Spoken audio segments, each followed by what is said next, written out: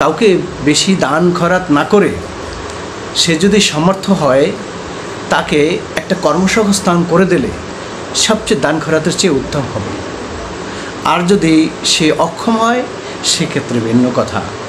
তাই আসুন আমরা আমাদের দান খরাতকে আমরা সঠিকভাবে দেওয়ার চেষ্টা করি।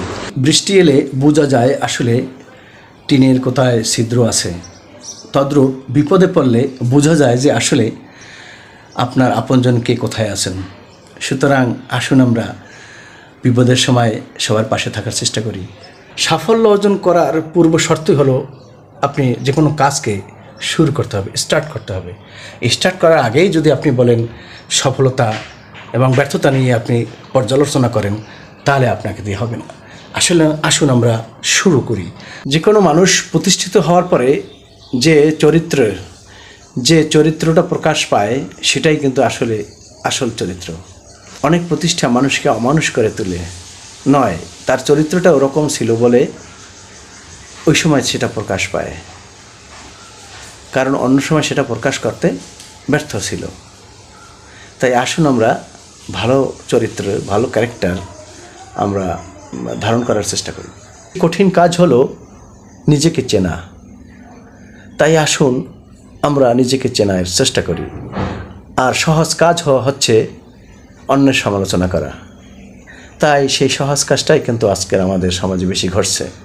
তাই আসুন আমরা নিজেকে চেনার চেষ্টা করি এবং নিজেকে পরিশুদ্ধ করার চেষ্টা করি। কিছু মানুষ সবসময় অপরের দোষ ধরার, ভুল ধরার সুযোগে থাকে।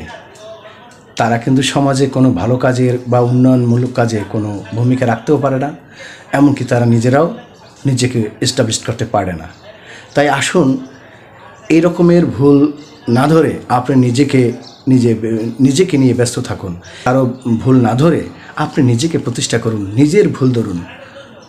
নিজের ভুল ধরলে আপনি নিজেকে এস্টাবলিশ করতে পারবেন তার চেয়েও বেশি।